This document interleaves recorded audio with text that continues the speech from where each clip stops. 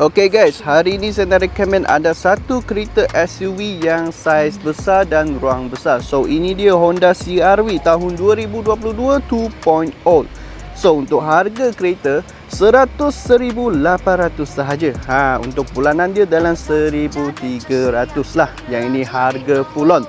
Okay, so kereta ni datang dengan mileage yang sangat rendah, hanya dalam 22,000 sahaja, dan kereta ni ada lagi full service record. So kawan-kawan, korang boleh tengok untuk cat kereta ni masih lagi cat original. Kami cuma buat polish sahaja. Lagi lampu dia pun sangat cantik lah guys. Kereta ni dari depan nampak dia sangat-sangat tough.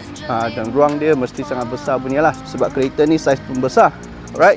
So depan sini korang boleh nampak ada kamera dekat depan. So which mean kereta ni ada 360 kamera.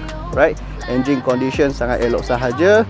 Untuk rim kereta, tengok banyak cantik sport rim original dia. Bunga tayar ada lagi 70%.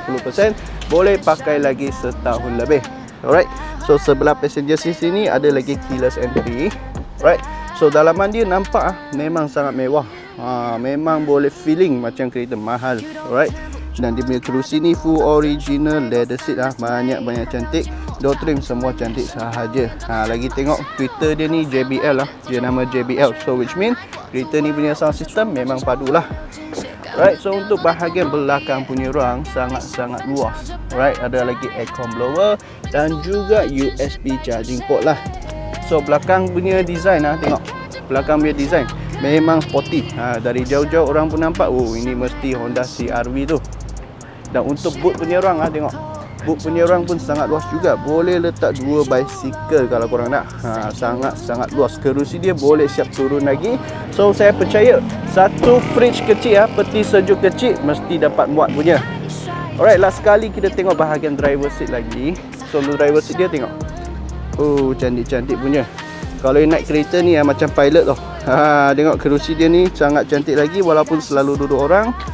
Electric seat lagi. Steering multi-function steering, ada cruise control dan juga pedal shifter. Alright, mileage hanya 21,000 sahaja. Original touchscreen display. Kereta ni boleh kata dah komplit semua. Beli terus pakai, beli dan terus pakai. Alright. So kawan-kawan, kalau korang minat dengan kereta ni, cepat-cepat PM dengan saya. Dan kalau korang beli bulan ni, boleh dapat lagi 10 years warranty. So itu sahaja kawan-kawan, kita jumpa next review.